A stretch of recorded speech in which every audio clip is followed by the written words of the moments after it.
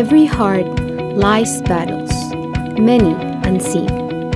The chains of our thoughts, the weight on our shoulders, anxiety, doubts, insecurity. Our soul yearns for peace. Peace, shalom, is not just the absence of conflict. It signifies completeness, wholeness, harmony, and well-being. In John 14, verse 27, God said, "Peace I leave with you, my perfect peace I give to you. Not as the world gives do I give to you. Do not let your heart be troubled, nor let it be afraid. Let my perfect peace calm you in every circumstances and give you courage and strength for every challenge." True peace fills the voids within us. It is the balm for our worries, the calm to our storms. In this divine wholeness, we find our true selves, our true peace.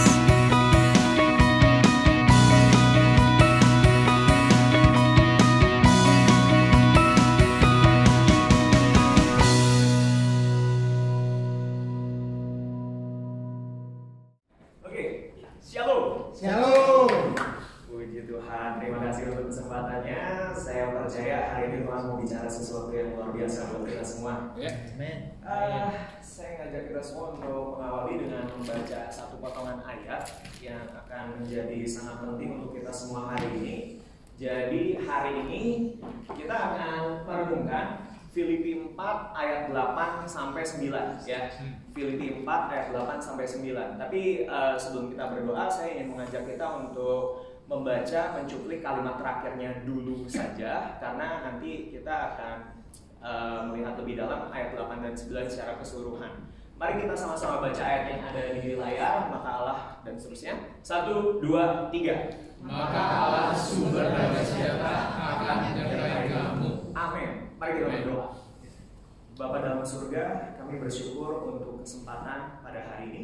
Kami percaya bukan suatu kebetulan kami ada di tempat ini, tapi Roh Kudus mau berkarya bagi setiap daripada kami yang ada di tempat ini.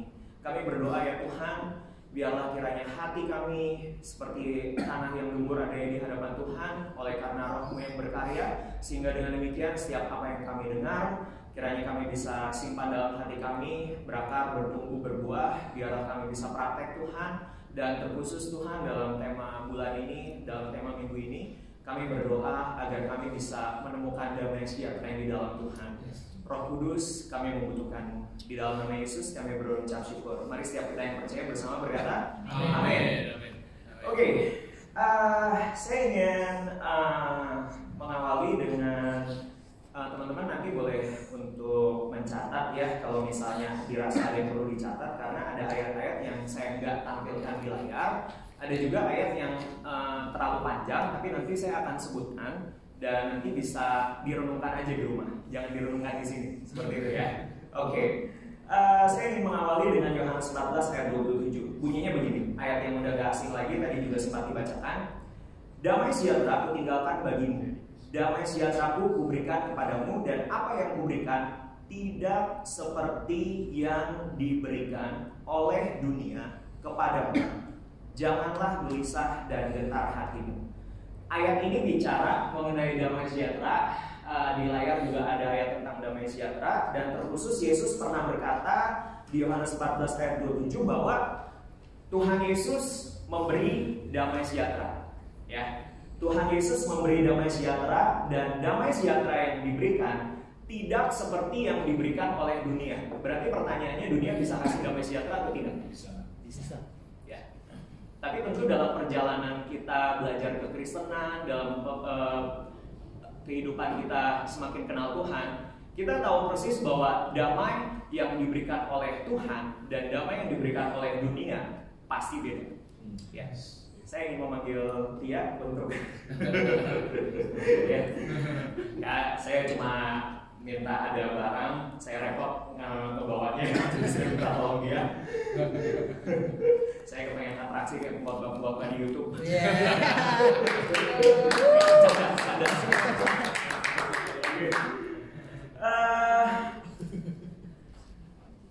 Teman-teman sekalian, jemaat AFJ AFJ Christchurch, di tangan saya ada air, ya. Ini air, tapi ada yang berbeda di antara kedua air ini. Sebelumnya saya juga ingin, saya percaya kita semua tahu bahwa apabila orang terdampar, mungkin amit-amit misalnya tenggelam di pinggir pantai, pulau tak berpenghuni atau dimanapun lah, ada satu saran yang sudah sangat turun-temurun yang sebaiknya diikuti, yaitu apapun yang terjadi terdampar, jangan pernah minum air laut, ya. Kalau misalnya secara fisiologisnya, karena itu membuat beban ginjal kita semakin berat dan akhirnya kita akan mati keracunan lah, seperti itulah ya. Dan yang paling penting juga dalam konteks khotbah hari ini, karena minum air asin, minum air laut itu tidak akan menghilangkan rasa haus kita. Minum air asin, minum air laut tidak akan menghilangkan rasa haus kita. Justru akan membuat rasa haus kita semakin haus, dan di saat yang bersamaan ginjal kita keracunan. Ya, well, kita nggak perlu ngomongin ginjalnya, intinya haus, ya. Oke, sehingga dengan demikian apapun yang terjadi ketika kita terdampar, lebih baik kita tidak minum air laut. Lebih baik kita tidak minum sama sekali daripada minum air laut. Seperti itu, karena minum air laut membuat kita makin haus. Dan teman-teman sekalian, jemaat AFJ Christchurch, di tangan saya itu salah satunya adalah air tawar dan salah satunya adalah air asin. Tahu kan Anda sekalian yang mana yang air tawar dan yang mana yang air asin? Tidak.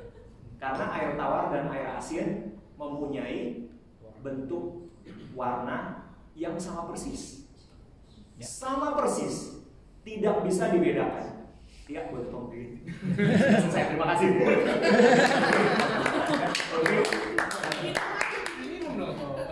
Karena saya nggak tahu mana yang asin. Untuk kepentingan apa ya, pokoknya keaslian ilustrasi itu salah satunya benar-benar saya kasihin garam. Walaupun sebenarnya tidak penting juga sih, tapi hanya untuk memperlihatkan bahwa air tawar dan air asin itu sama persis. Anda nggak bisa bedain, saya pun nggak bisa bedain, makanya saya nggak mau minum. Ya. Dan BTW kami nggak punya garam, itu garamnya dari Gerard. Terima kasih. Teman-teman sekalian, damai sejahtera yang diberikan oleh Tuhan, dan kita udah semua sepakat tadi bahwa dunia pun bisa kasih damai sejahtera. Ya.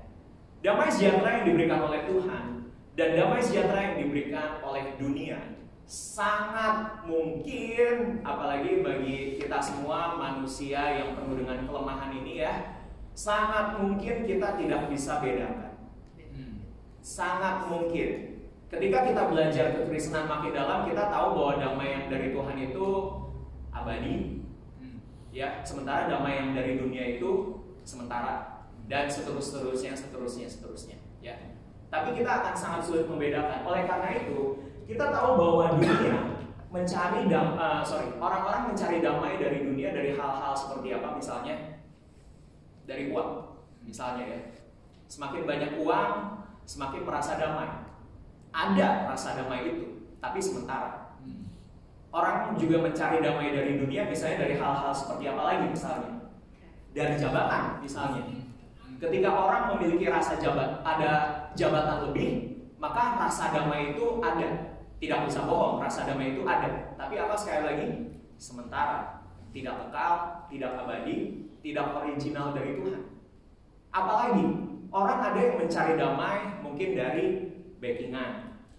Orang mungkin ada yang mencari damai dari banyak teman. Orang mungkin ada yang mencari damai dari menghindari masalah. Dan begitu banyak lagi. Tapi hari ini dengan baik-baik, teman-teman sekalian jemaat AFJ Christchurch, bahwa semua damai yang berasal dari dunia, walaupun sepintas tidak bisa dibedakan dengan damai dari Tuhan, itu sementara. Dan akhirnya justru kita akan seperti meminum air asin. Makin lama kita akan makin haus. Di mana damai yang sejati? Aku punya banyak uang, tapi kenapa damai ini cuma sementara? Aku punya banyak uang, tapi kenapa damai ini kok hilang begitu saja dengan cepat? Aku punya jabatan, sepintas sesaat aku merasa damai, tapi kok rasa damai ini hilang dengan cepat? aku punya backingan, aku punya banyak teman, dan aku juga tidak ada masalah sama sekali dalam hidup ini barangkali, tapi kok damai ini makin lama makin hilang. Sesederhana karena itu bukan damai yang dari Tuhan. Dan hari ini kita mau belajar sama-sama untuk menemukan damai yang dari Tuhan, bukan dari dunia. Mari sekali lagi kita baca ayat yang ada di layar. 1, 2, 3. Maka Allah akan menyertai kamu. Amin. Tadi saya udah bilang kita mau membahas Filipi 4 ayat 8 sampai 9, dan yang sedang kita culik itu adalah Filipi 4 ayat 9b terakhirnya. Jadi kita mau belajar Filipi 4 ayat 8 dan 9a-nya. Ya. Judul khotbah saya adalah berpikir dan bertindak benar. Bilang sama-sama, berpikir dan bertindak benar. Berpikir dan bertindak benar. Berpikir benar diambil dari ayat 8-nya. Mari kita sama-sama baca ayat yang ada di layar. 1, 2, 3. Jadi akhirnya saudara-saudara, semua yang benar, semua yang mulia, semua yang adil, semua yang suci, semua yang manis, semua yang sedap didengar, semua yang disebut kebajikan dan patut dipuji, pikirkanlah semuanya itu. Amin. Teman-teman sekalian jemaat AFJ Precious, ini ayat tentunya kalau misalnya dikupas lebih dalam sebuah Bible study bisa jadi sangat panjang sekali. Tapi saya hanya ingin mengajak kita semua untuk konteks hari ini. Kita lihat bagaimana menariknya Rasul Paulus mengawali dengan berkata, pikirkan semua yang apa? Benar. Tidak dari yang mulia, adil dan sebagainya, juga tidak dari hal yang baik, karena yang baik belum tentu benar. Tapi yang kita disuruh pikirkan adalah semua yang benar. Apa sih berpikir benar itu? Di sini saya tulis, kehendak Tuhan adalah kebenaran. Apapun yang tidak sama dengan kehendak Tuhan, entah itu positive thinking atau negative thinking, tentu saja ya, adalah ketidakbenaran. Saya ingin mengajak kita untuk membaca ayat yang ada di layar ini. Kita lihat satu ilustrasi dulu. Saya dalam perjalanan kekristenan, kebetulan sebagian besar kekristenan saya itu juga dari sebuah gereja yang berukuran tidak terlalu besar, dan saya mendampingi gembala sidang kami di Indonesia itu. Akhirnya karena gerejanya berukuran tidak terlalu besar, jadi kurang lebih mungkin sama dengan situasi di sini atau gereja yang berukuran mirip lainnya juga, yaitu bahwa sering sekali gembala sidang atau para pendeta atau pastoral team itu melakukan semuanya gitu ya.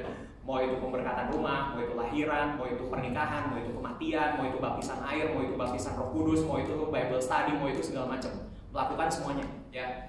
Nah, kemudian salah satu kegiatan gembala sidang yang di Indonesia yang juga saya banyak dampingi adalah mendampingi orang-orang yang sudah mau meninggal, seperti itu, secara medis. Dalam arti ya dia kondisinya sudah sangat tidak memungkinkan, dokter bilang pun harapannya kecil, jadi ketimbang berusaha lebih jauh, lebih baik persiapkan hatinya saja. Seperti itulah kurang lebih ya. Dalam keyakinan lain ada istilah barangkali sakramen pengurapan orang sakit dan sebagainya. Seperti itu kurang lebih itu yang kita lakukan, menyiapkan si orang yang sudah akan berpulang itu dan menyiapkan keluarganya tentu saja ya. Dan berhubung kebanyakan dari mereka juga adalah keluarga Kristiani yang tentu secara keimanan mereka juga percaya Tuhan sanggup untuk membuat mukjizat. Ya, mereka sanggup, mereka berpandangan, demikian juga saya berpandangan bahwa Tuhan sanggup kok bikin mukjizat. Sering sekali ketika kita mendampingi orang yang sudah mau meninggal, itu terjadi banyak reaksi emosional dari pihak keluarga. Dan saya percaya Anda sekalian ngerti maksud saya, bagaimana keluarga, contohnya si bapak sudah mau meninggal, usia lanjut, banyak penyakit dan sebagainya, kemudian si anaknya menangis emosional sekali, dan kemudian mulai mengeluarkan keyakinannya yang sebetulnya ya oke-oke aja sih, dan bahkan positif sebetulnya. Tuhan, kami percaya Engkau sanggup untuk menyembuhkan bapakku, semacam itu. Berapa banyak di antara teman-teman yang pernah ada di situasi seperti itu? Pernah melihat? Saya lihat banyak yang ngangguk ya. Oke. Itu hal yang positif kan?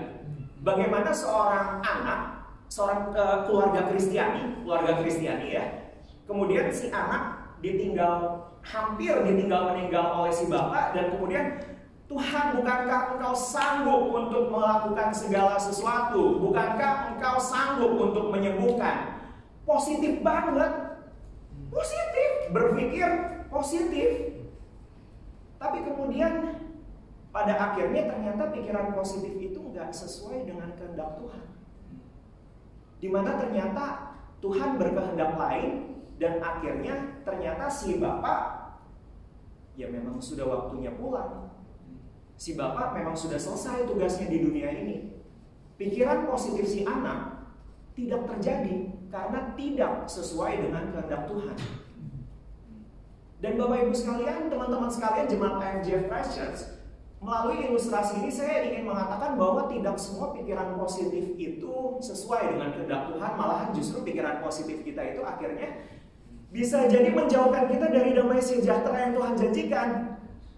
Bayangkan kalau situasi itu seharusnya dilakukan untuk doa persiapan Tuhan. Mungkin memang ini sudah waktunya. Tapi ngomong-ngomong, saya pun juga melihat banyak mukjizat terjadi, ya. Cuma bukan itu yang kita bahas hari ini, seperti itu ya. Saya pun melihat banyak kejadian di mana orang yang seharusnya sudah hampir meninggal, tapi ternyata sembuh dan bisa beraktivitas belasan tahun lagi. Saya melihat kejadian-kejadian seperti itu, tapi konteksnya bukan itu hari ini. Konteks hari ini adalah saya juga melihat banyak yang anaknya begitu beriman, tapi ternyata ya sudah waktunya pulang. Dan akhirnya justru kehilangan kesempatan untuk saling membangun, saling menguatkan, saling mengampuni. Saya masih ingat ketika hampir di detik-detik di mana ayahnya juga meninggal, itu dilakukan ada kesempatan untuk saling mengampuni. Damai sejahtera turun, damai sejahtera melimpah di hati almarhum. Damai sejahtera melimpah di hati Tia yang ditinggalkan. Bahkan damai sejahtera melimpah di hati kakak-kakak Tia yang tadinya konflik sama Tia. Dan itu sesuatu yang jauh lebih indah daripada pikiran positif kita yang pendek ini. Mari kita baca satu ayat yang ada di layar. 1, 2, 3. Bagi Dialah yang dapat melakukan jauh lebih banyak daripada yang kita doakan atau pikirkan, seperti yang ternyata dari kuasa yang bekerja di dalam kita. Teman-teman sekalian, jemaat IFGF Christchurch, pikiran positif banyak yang menyarankan dan ada baiknya, tapi ketika terlalu berlebihan bisa jadi itu malah menjauhkan kita dari damai sejahtera yang Tuhan janjikan. Karena bisa jadi pikiran positif kita tidak sesuai dengan kehendak Tuhan.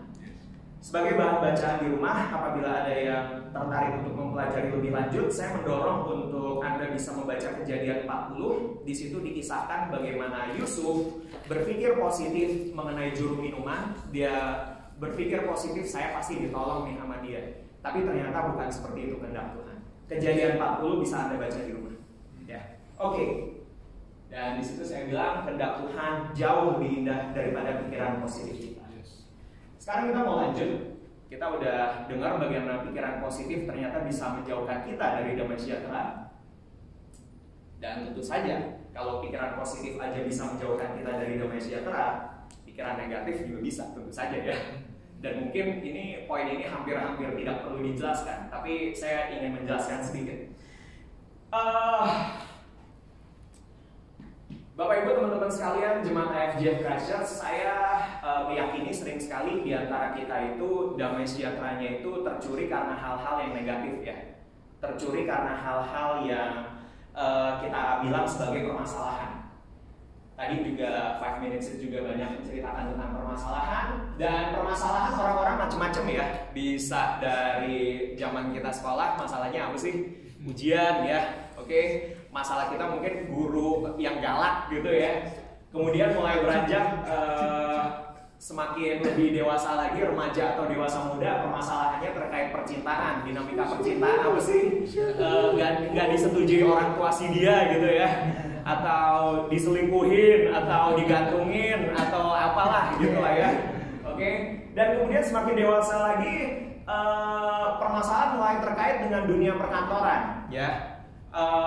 Mungkin lebih rumit lagi barangkali ya, proposal nggak disetujui, quotation ditolak, kemudian juga ribut sama bos, kemudian sikut-sikutan perpolitikan kantor, dan di saat yang bersamaan mungkin ada permasalahan di keluarga ya, ribut sama suami atau ribut sama istri, anak juga susah sekali untuk dikendalikan barangkali, dan itu menjadi masa-masa yang challenging juga. Tapi saya pengen bilang seperti ini. Ketika kita makin dewasa, ya memang sudah seharusnya sewajarnya bahwa masalah terlihat seolah semakin besar ya. Saya percaya ketika seorang ayah kemudian melihat anaknya yang struggling belajar, aduh ujian besok susah sekali, seperti itu ya. Saya percaya si ayah itu mungkin akan menyemangati si anak itu, gimana ngomongnya, empati seperti itu, karena pasti sebetulnya kita menyadari ya elah cuma soal ujian doang, belum ngadepin tagihan 20 tahun lagi ya, bahwa akan ada masalah yang lebih besar lagi suatu hari nanti. Dan kemudian saya sendiri juga ngalamin, sebagaimana teman-teman sekalian sudah dengar minggu lalu ya, saya menghadapi masa yang tidak mudah. Terkhusus seminggu lalu kita menghadapi gugatan dari kakak saya sendiri terkait perebutan rumah ya, itu masa yang tidak mudah. Dan kemudian saya pengen cerita waktu minggu lalu, itu keributan di toko hari Rabu atau Kamis barangkali ya, saya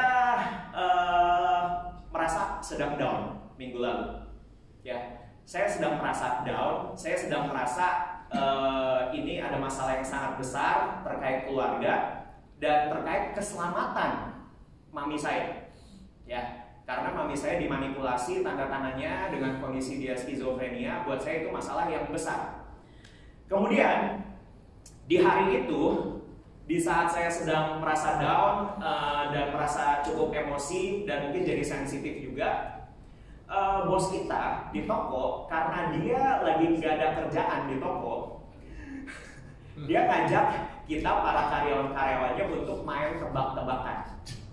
Serius, tebak-tebakan. Anda semua kan tahu ya, saya sama dia kan kerja di toko barang segala ada kan gitu ya. Kemudian saya diajak untuk tebak-tebakan, Albert coba kamu cari barang ini gitu. Dengan kondisi saya masih belum dapat pengacara waktu itu, seperti itu.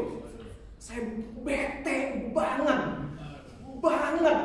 Maksud saya adalah saya kan lagi kerja jadi kasir ya di situ ya, seperti itu lah. Maksudnya biar kata gue bekerja dengan tenang gitu. Oke. Kemudian dia Albert, saya pengen training kamu, saya pengen tes kamu tahu nggak barang ini, coba cari dan bawa. Dan saya marah dan saya bertengkar dengan atasan saya. Ini saya masih boleh khotbah nggak? Saya bertengkar sama atasan saya. Boleh masih. Oke. Saya bertengkar sama atasan saya. Ya, saya bertengkar dan kemudian tapi yang pengen saya bilang kepada rekan-rekan sekalian di tempat ini, saya bertengkar dengan atasan saya. Biarin aja gue bekerja dengan tenang, ngapain sih lu ngajakin gue main tebak-tebakan semacam itulah, kurang lebih lah gitu ya. Dan kemudian setelah itu selesai dan kemudian saya balik ke kerja lagi, rekan-rekan sekalian, coba menurut kalian saya kepikiran masalah saya berantem sama atasan saya nggak? Saya langsung kasih jawabannya, enggak. Kenapa? Karena saya punya masalah yang lebih besar. Oke, saya punya masalah yang lebih besar, sehingga saya nggak ada waktu untuk mikirin si atasan saya yang ngajak saya main tebak-tebakan di waktu nganggurnya. Oke, saya punya masalah yang lebih besar daripada dia, yaitu keselamatan orang tua saya di Indonesia. Nah, Dari situ kita ngerti bahwa sering banget sukacita kita, damai sejahtera kita itu tercuri karena hal-hal yang sepele. Itu karena kita lupa bahwa kita itu ada masalah yang lebih besar lagi. Apa sih masalah yang lebih besar daripada masalah study? Apa sih masalah yang lebih besar daripada masalah diputusin, diselingkuhin, gak direstuin calon mertua? Apa sih masalah yang lebih besar daripada masalah keuangan? Apa sih masalah yang lebih besar daripada proposal Anda ditolak, quotation Anda ditolak, sikut-sikutan di kantor? Apa sih masalah yang lebih besar daripada bertengkar dengan suami atau istri Anda? Masalah yang lebih besar daripada semua itu adalah masuk neraka. Kehidupan setelah kematian. Saya nggak musingin atasan saya yang nyebelin itu karena saya punya masalah yang lebih besar, yaitu masalah keselamatan orang tua saya. Dan kalau kita mau tarik lagi, bahkan seharusnya saya nggak perlu khawatir banget mengenai keselamatan orang tua saya, karena saya juga punya masalah yang lebih besar lagi, yaitu kehidupan setelah kematian. Teman-teman sekalian, jemaat IFJF Christchurch, sering sekali kita terlalu pusing dengan masalah-masalah yang ada di dunia ini dan damai sejahtera kita tercuri. Kita lupa bahwa sebenarnya kita punya masalah yang lebih besar lagi, yaitu bagaimana kehidupan setelah kematian. Jujur, Anda diselingkuhin pacar Anda, bahkan mungkin kalau diselingkuhin suami atau istri Anda, sedihnya berapa lama? Kalau yang pacaran mungkin hari, mingguan, bulanan. Bagi yang suami atau istri mungkin sedihnya bulanan, tahunan, belasan tahun. Tapi problem yang lebih besar lagi, kehidupan setelah kematian, sedihnya berapa lama? Setahun? 10 tahun, 100 tahun, 1000 tahun, selama-lamanya. Dan mari kita baca ayat yang ada di layar. 1, 2, 3. Ia yang tidak menyayangkan anaknya sendiri, tetapi yang menyerahkannya bagi kita semua. Bagaimanakah mungkin ia tidak mengaruniakan segala sesuatu kepada kita bersama-sama dengan dia? Di sini saya coba sedikit jelaskan dengan kata-kata yang lebih sederhana, mudah-mudahan bisa ditangkap, yaitu bahwa tidak ada hal yang lebih negatif daripada masuk neraka. Dan Tuhan udah tolong kita dari neraka. Jemaat IFJF Christchurch, Bapak Ibu teman-teman sekalian, kalau Tuhan udah tolong Anda dari neraka, masa iya Tuhan gak tolong Anda dari masalah perkantoran Anda sih? Kalau Tuhan udah selamatkan Anda dari api neraka, masa iya sih Tuhan gak tolong Anda dari konflik Anda dengan orang-orang di sekitar Anda, dengan suami atau istri Anda, dengan anak Anda? Masa iya sih Tuhan gak tolong studi Anda? Tuhan udah tolong Anda dari api neraka loh, permasalahan paling besar yang pernah ada sepanjang sejarah. Dan ngomong-ngomong, kalau misalnya Anda yang mendengarkan saya kemudian bingung, hah, emang kita udah diselamatin dari api neraka? Ikutlah discipleship journey. Ya, oke, ya balik lagi. Tuhan udah tolong Anda dari masalah paling besar yang pernah ada, yaitu api neraka. Kenapa Anda takut dengan masalah-masalah yang culun? Kita sering banget kurang sadar bahwa ya ampun, Tuhan aja udah selamatin loh dari hal paling bahaya banget yang pernah ada. Masa iya hal yang kita hadapin dari keseharian ini Tuhan gak tolong sih?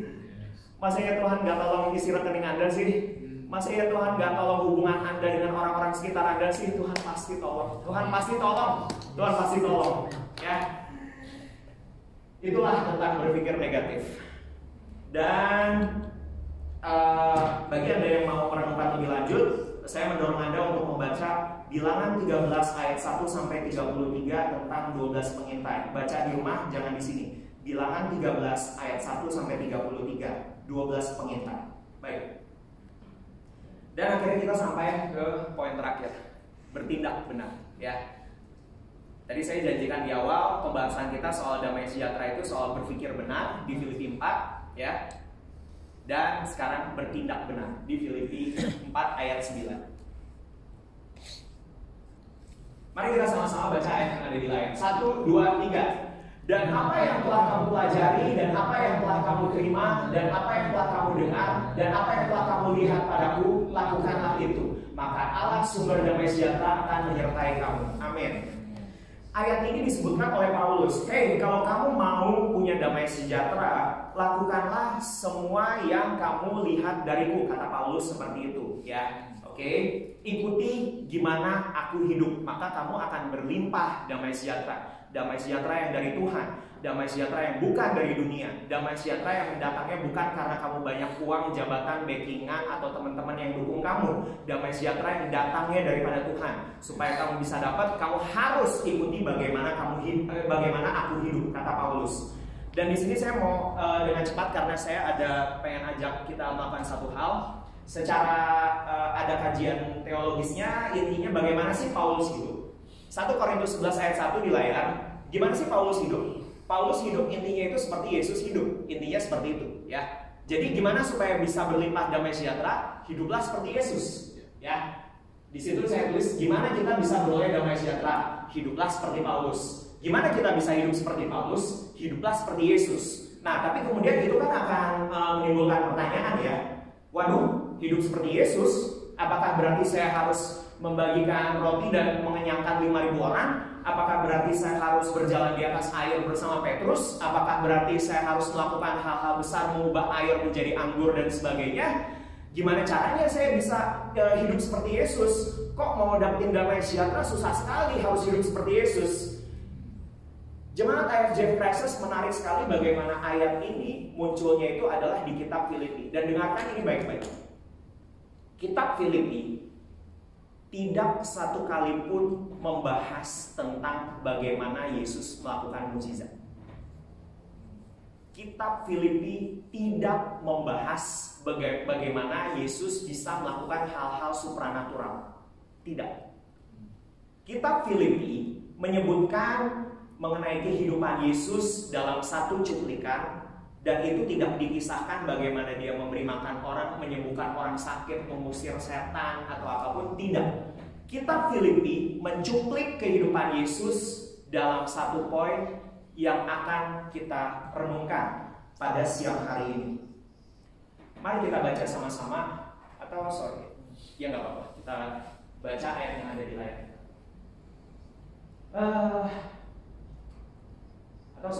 Saya bacakan aja untuk kita semua. Saya boleh minta, Roko boleh main Roko agar suasana semakin mengharukan ya. Saya hampir menangis tadi waktu jujur bersaksi. Ini serius loh, ini serius. Kalian bisa bedain saya bercanda apa enggak kan ya? Saya terharu sekali. Inilah kitab Filipi, inilah cuplikan kehidupan Yesus yang dikutip di kitab Filipi yang hari ini kita bahas. Nggak ngomong soal nyembuhin orang sakit, ngusir setan, berjalan di atas air, mengenyangkan orang-orang atau hal-hal magic lainnya. Yesus dikutip di kitab Filipi satu bagian ini. Saya bacakan untuk kita semua. Kristus Yesus yang walaupun dalam rupa Allah tidak menganggap kesetaraan dengan Allah itu sebagai milik yang harus dipertahankan, melainkan telah mengosongkan dirinya sendiri. Dan kalimat ini penting banget. Mengambil rupa seorang hamba. Banyak orang pengen jadi pemimpin. Ayat ini bilang Yesus ngambil rupa seorang hamba, dan ternyata di situ damai sejahtera Tuhan akan mengalir dan menjadi sama dengan manusia. Dan dalam keadaannya sebagai manusia, ia telah merendahkan dirinya dan taat sampai mati, bahkan sampai mati di kayu salib. Itulah sebabnya Allah sangat meninggikan dia dan mengaruniakan kepadanya nama di atas segala nama. Jemaat IFJ Crisis yang terkasih, ternyata kita bisa dapetin damai sejahtera justru ketika kita mengosongkan diri kita, bertindak benar, hidup seperti Yesus, hidup seperti Paulus hidup, dan berarti hidup seperti Yesus hidup, yaitu menjadi hamba, mengosongkan diri sendiri, tidak sibuk dengan permasalahan-permasalahan kita sendiri, merendahkan diri, dan melakukan yang seharusnya dilakukan, menolong orang dan sebagainya. Nanti Anda sekalian akan semakin ngerti dalam activity yang berikutnya. Tapi saya pengen sebelum saya ngajak kita semua melakukannya, saya pengen cerita dulu. Saya merasa 2 bulan ini adalah masa-masa terberat dalam hidup saya. Ya, 2 bulan. Saya nggak akan adu nasib dengan orang lain, mendingan gua atau mendingan lu gitu, nggak ada gunanya lah ya. Tapi saya mengenali diri saya mengenali perjalanan hidup saya bisa bilang 2 bulan ini adalah fase terberat dalam hidup saya. Bapak saya meninggal secara mendadak, ya. Kemudian ketika kita ada di Indo, kita diperlakukan dengan sangat tidak manusiawi oleh keluarga kami sendiri, yaitu oleh kakak saya. Dalam banyak hari, selama 3 minggu kita di Indo, kita banyak nangis. Kadang dia yang nangis, kadang saya yang nangis. Nggak mudah banget. Kemudian kuliah saya pun tidak mudah, ya.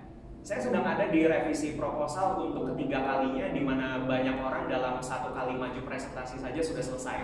Sementara saya harus revisi sampai 3 kali, dan banyak tekanan yang membuat saya, kok rasanya saya bodoh banget ya. Dan yang paling penting, tekanan yang paling besar adalah kalau sampai saya maju presentasi untuk ketiga kalinya di bulan besok ini nggak approve juga, saya nggak tahu kelanjutan studi saya, yang artinya saya juga nggak tahu bagaimana kelanjutan hidup kami di New Zealand ini. Kenyataannya demikian. Dan kemudian pada akhirnya tentu saja kami sedang menghadapi gugatan dari kakak kami sendiri, yang artinya kami tahu betul keselamatan mami saya sangat dipertanyakan karena tanda tangannya telah dipergunakan untuk maksud yang tidak baik. Bagi yang belum tahu, intinya mami saya skizofrenia, sehingga dia tidak memiliki kesadaran untuk bisa membuat surat dokumentasi hukum atau apapun, tapi namanya muncul sebagai penggugat. Ibu saya dan kakak saya terdaftar menggugat saya seperti itu untuk kepemilikan rumah. Ini masa-masa yang gak mudah banget ya, dan tentunya masalah pekerjaan dan lain-lain juga. Tapi saya bisa bilang kepada Anda sekalian di tempat ini, keluarga kami dalam Kristus, bahwa walaupun ini adalah masa-masa yang sangat berat bagi kami, tapi saya nggak tahu Anda melihat kami bagaimana. Mudah-mudahan kami tidak terlihat stres-stres amat. Ya, mudah-mudahan. Ya. Mungkin kadang stres, kadang enggak, up and down, ya wajar lah ya. Tapi yang pengen saya ceritakan bukan kesusahan-kesusahan saya. Ini hanya untuk informasi saja. Yang pengen saya ceritakan adalah minggu lalu saya dan Tia ada diskusi yang mendalam terkait dengan bagaimana kehidupan kami di New Zealand ini, khususnya bagaimana kami melayani orang-orang. Kami sedang berbeban berat sekali karena segala permasalahan yang ada, dan kemudian satu hari ada WhatsApp masuk dari seseorang yang memang saya sudah coba deketin, seperti itu. Deketin dalam arti saya rindu supaya orang ini kenal Tuhan, gitu ya. Dan ya jujur orangnya juga sempat datang ke gereja ini, tapi entah bagaimana, mungkin kita semua di tempat ini tuh makanya unik banget ya, beragam banget ya. Ada orang yang bisa dekat sama Kak Denny, ada orang yang bisa dekat sama Kak Tulus, ada orang yang bisa dekat sama Jefflin, ada orang yang bisa dekat sama Roko, dan semua nama yang ada di sini. Dan entah kenapa orang ini entah kenapa tidak membuka hatinya untuk orang-orang gereja ini, tapi orang ini membuka hatinya untuk saya. Entah gimana dia nggak bisa dekat sama Kak Denny, entah gimana dia nggak bisa dekat sama Kak Tulus, entah gimana dia nggak bisa dekat sama banyak orang, tapi dia cukup bisa terbuka sama saya. Walaupun pada akhirnya dia tidak datang ke gereja ini lagi, seperti itu. Tapi dia dalam kesusahan mental yang sangat berat. Dan akhirnya ketika dia kontak kita, kok boleh nggak makan bareng, datang yuk ke rumah gitu, seperti itu. Kemudian saya ngobrol sama Tia. Ti, ini kita lagi ada banyak banget yang terjadi nih, gitu. Kemudian aku bilang sama Tia, kalau kita nggak mau ngurusin orang ini, bahasa kasarnya ya, well, tapi kita nggak bilang kayak gitu sih ya. Kalau kita mau, udahlah kita fokus dulu ngurusin apa yang urgent buat kita urusin, it's completely fine loh, nggak apa-apa loh, gitu. Tapi kemudian saya bersyukur sekali malam itu dengan kondisi kita belum ada lawyer, sekali lagi ya. Kita sepakat bahwa ya kita nggak bisa hidup seperti itu juga sih. Maksudnya toh kita mau ngapain juga di rumah gitu. Permasalahan lawyer segala macam, permasalahan hukum adanya di Indonesia. Kemudian kuliah ya udah, ya memang saya harus belajar gitu kan. Kemudian ada problem-problem kehidupan lagi, ya udah dikerjain aja, diselesain aja. Tapi ya hidup mesti terus berjalan, dan di saat bersamaan ada orang yang butuh kami, dan rasanya nggak bisa kalau misalnya saya abai terhadap orang ini. Apakah damai sejahtera bisa saya dapatkan kalau saya mengabaikan orang ini kah? Mungkin rasanya justru malah saya akan semakin tersiksa karena saya tidak hidup sebagaimana seharusnya Yesus hidup. Hari ini saya nggak tahu teman-teman sekalian ada permasalahan apa. Pasti ada permasalahannya masing-masing. Tapi saya harus bilang, pilihlah dengan bijak. Jangan pilih air asin. Pilihlah air tawar, air kehidupan. Hiduplah sama seperti Yesus hidup. Bagaimana dia walaupun begitu mulia dan agungnya, tapi dia mau merendahkan diri dan melayani orang lain. Bagaimana dia begitu mulia dan agungnya, tapi dia tidak mementingkan diri sendiri dan melayani orang lain. Justru dari situ damai sejahtera akan mengalir. Rekan-rekan sekalian, jemaat AFJF Christchurch yang terkasih, saya ingin sebelum nanti mungkin ada lagu dinaikkan dan lain-lain, Anda sekalian barangkali pegang Alkitab, entah itu buku atau handphone ya. Saya meminta kita ambil sedikit waktu untuk bacalah Filipi 2 ayat 1 sampai 11 saat ini. Sekarang ya. Dan saya mendorong supaya kita semua jangan sampai terganggu dengan notifikasi-notifikasi yang muncul di handphone. Kalau Anda baca ayatnya pakai handphone, ambillah waktu ini sebagai waktu meditasi, merenungkan firman Tuhan. Bagaimana kita bisa hidup seperti Yesus agar damai sejahtera berlimpah-limpah. Filipi 2 ayat 1 sampai 11. Bacalah sekarang. Bagi Anda yang membacanya cepat, baca lagi. Nanti kita akan selesaikan sama-sama ya. Bagi Anda yang membacanya cepat, baca lagi.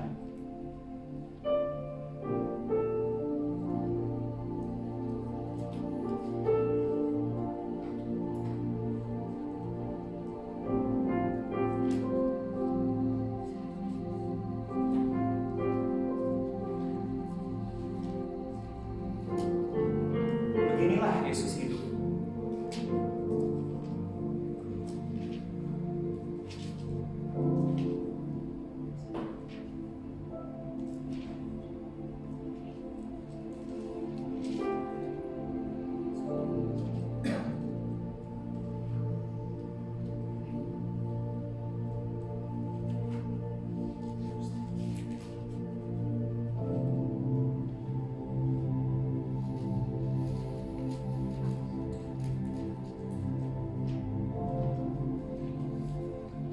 Jangan buru-buru bacanya, kalau bisa, kalau tonton sudah selesai, baca lagi, nanti kita akan selesainya sama-sama.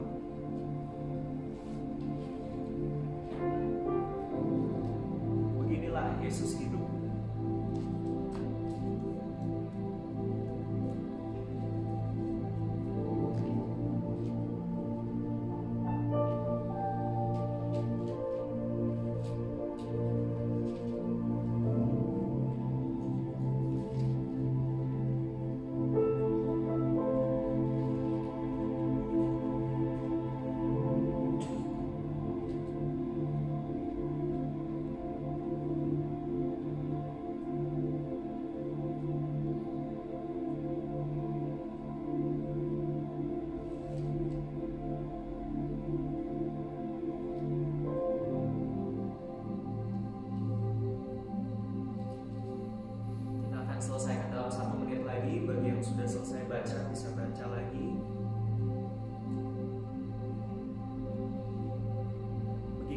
Yesus hidup.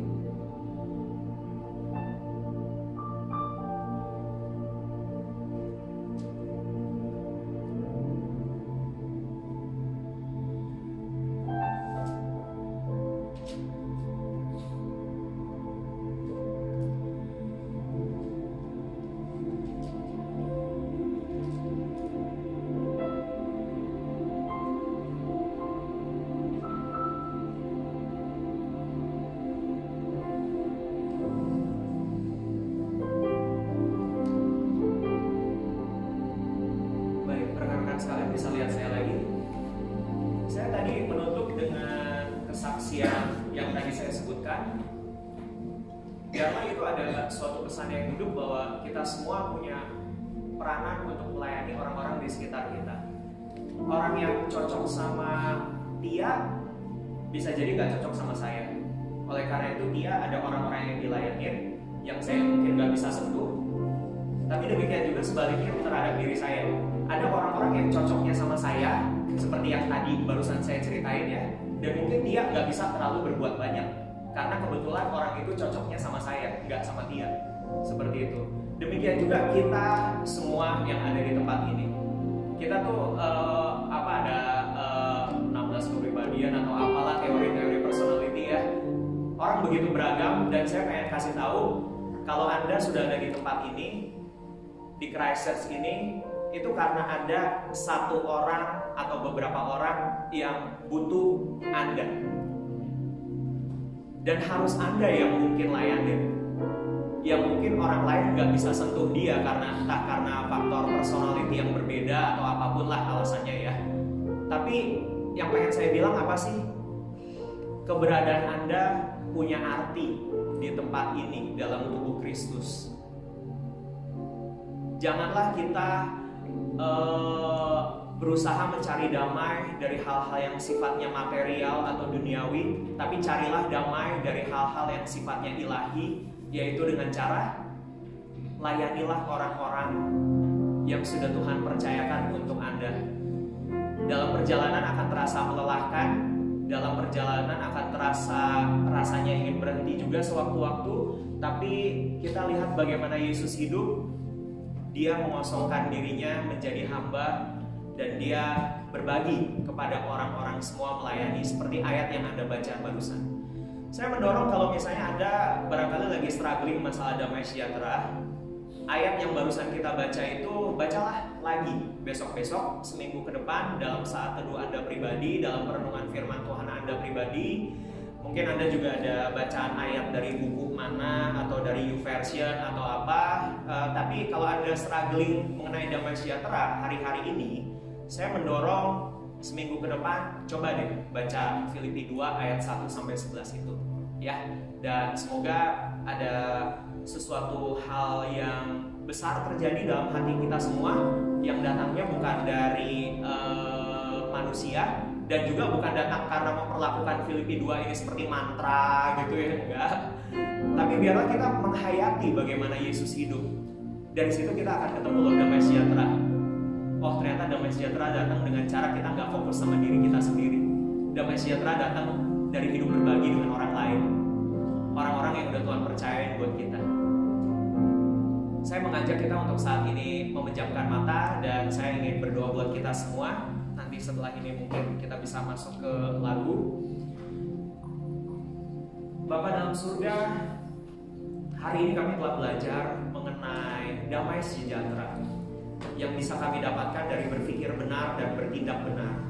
Damai sejahtera tidak bisa kami dapatkan dari berpikir positif, apalagi dari berpikir negatif. Damai sejahtera cuma bisa kami dapatkan dari berpikir benar. Dan damai sejahtera bisa kami dapatkan dari bertindak benar. Bertindak benar sebagaimana Yesus bertindak. Saat ini kami satukan hati kami berdoa. Ampunilah kami ya Tuhan, kalau mungkin selama ini kami terlalu fokus pada diri kami sendiri. Tapi barusan kami baca bagaimana rahasia supaya bisa mendapatkan damai sejahtera, yaitu hidup seperti Yesus hidup. Mengosongkan diri, merendahkan diri, menjadi seperti hamba, hidup mementingkan orang lain daripada diri sendiri. Ini tidak mudah, dan kami punya pergumulannya masing-masing secara pribadi. Tapi kami percaya hari ini kami belajar sesuatu dan Roh-Mu akan menguatkan kami untuk kami mulai praktek bagaimana kami mengutamakan orang lain sebagaimana Yesus sendiri mempraktekannya. Tidak mudah. Tapi Roh Kudus yang manis, kuatkanlah kami, kuatkanlah hati kami. Terima kasih ya Tuhan, kami mengasihi-Mu. Kiranya damai sejahtera-Mu berlimpah-limpah atas kami. Mari setiap kita yang percaya bersama berkata amin.